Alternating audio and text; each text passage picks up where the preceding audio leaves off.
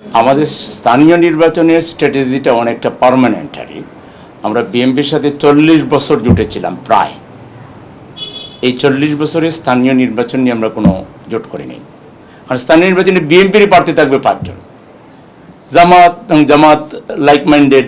এটা কেন? স্থানীয় নির্বাচনের জন্য পটেনশিয়াল নন পলিটিক্যাল মানুষগুলো যেন বিভিন্নভাবে কাউন্সিলর, ইভেন মেয়র হওয়ার মতো থাকলে মেয়র হবে, যাতে করে এই স্থানীয় সরকারটা নন পার্টিজান একটা মানে সার্বজনীন কিছু ক্যারেক্টার যাতে আসে এবং তারা মানব সেবা করতে পারে। রাজনীতিটা পুরো পার্টির পকেটে নিয়ে চলে যাবেন।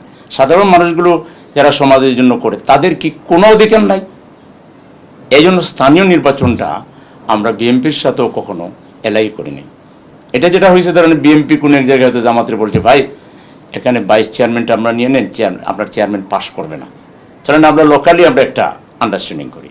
এটা অঘোষিতভাবে কোথাও কোথাও এরকম 2-4 জায়গায় হয়েছে, কিন্তু কেন্দ্রীয়ভাবে আমরা স্থানীয় সরকার নিয়ে কখনো করি না। কেন?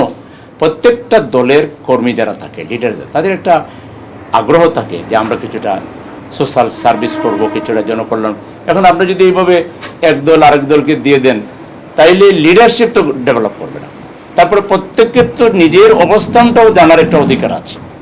সেই জন্য আমরা চাচ্ছি যে এখানে হেফাজত কি বলে খেলাফত মজলিসের দুইটা দল আছে, তারপরে এনসিপি আছে, কর্নেল অলি সাহেবের দল আছে, জাগপার দল আছে, আর বিভিন্ন দল যারা আছে, তারা লোকালি যার যার নেতা সেট করে ওখানে একটা পপুলার হওয়ার চেষ্টা করুক, জনগণের দৃষ্টি আকর্ষণের চেষ্টা করুক।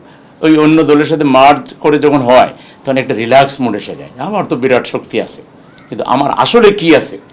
দল হিসেবে আমার দলকে পাবলিক কতটুকু সাপোর্ট করে, এটা প্রত্যেকের দেখার একটা সুযোগ হলো স্থানীয় নির্বাচন। এই জন্য এখানে জামাতের নীতি অনেকটা স্থায়ী, এবং এটা অলরেডি আমাদের স্ট্যান্ডিং কমিটি বলছে, যেটা নির্বাহী পরিষদ বোঝায়, সেখানে আমি যেমন ডিসিশন দিয়ে ফেলেছেন স্থানীয় নির্বাচন নিয়ে আমাদের কোনো জোটের রাজনীতি। এখানে আমরা প্রত্যেকটা দলকেই আমরা উৎসাহিত করব যে আপনারা যার যার অবস্থানটা মজবুত করেন, তাহলে এটা জাতীয় নির্বাচনেও সবার জন্য ভালো হবে, লিডারশিপ ক্রিয়েট হবে, প্রত্যেকের জনপ্রিয়তাটা বাড়বে। এই যে সিরিয়াসনেস সহ করে যে কাজ করবে, তাতে তার ভোট বাড়বে, তার নেতার পরিচিতি বাড়বে, তাই না? এই জন্য আমরা চাচ্ছি যে স্থানীয় নির্বাচনে কোনো জোট আমরা করব না। এখানে আমাদের যে এলআই আছে, জোট আছে, এটা থাকবে, কিন্তু স্থানীয় নির্বাচনটা প্রত্যেকে স্বাধীনভাবে যার যার ইলেকশন করবে। এখানে কিছু লোক ইনিয়ে বিনিয়ে যে তাইলে জোটের ক্ষতি হয়ে যাবে, কিংবা যেখানে যার পপুলারিটি আছে, এসব হলো জাস্ট একটা অজুহাত। আসলে প্রত্যেকের সাহস রাখা দরকার, হিম্মত রাখা দরকার, নিজের উপর নিজের আত্মবিশ্বাস রাখা দরকার, দলের উপর আত্মবিশ্বাস রাখা দরকার, জনগণের উপর আত্মবিশ্বাস, যে না আমরা জামাতের ক্যান্ডিডেটটাকেও মানে করে পরাজিত করে আমরাই যে পপুলার, এটা আমরা প্রমাণ করব। এখানে কোনো ফেসবুকে নানা বয়ান হাজির করে বিভ্রান্তি সৃষ্টি করার কোনো দরকার নেই। আমরা সবাই সবার প্রতি শ্রদ্ধা জানাবো। হ্যাঁ, আমরা এখনকে নানাভাবে সহযোগিতাও করব, আমরা এখনকে নানাভাবে লজিস্টিক সাপোর্ট দেবো, এখনের সাথে আমাদের ফ্রেন্ডশিপ থাকবে, কিন্তু ভোটটা প্রত্যেকের যার যার ক্যান্ডিডেট নিয়েই সে ফাইট করবে।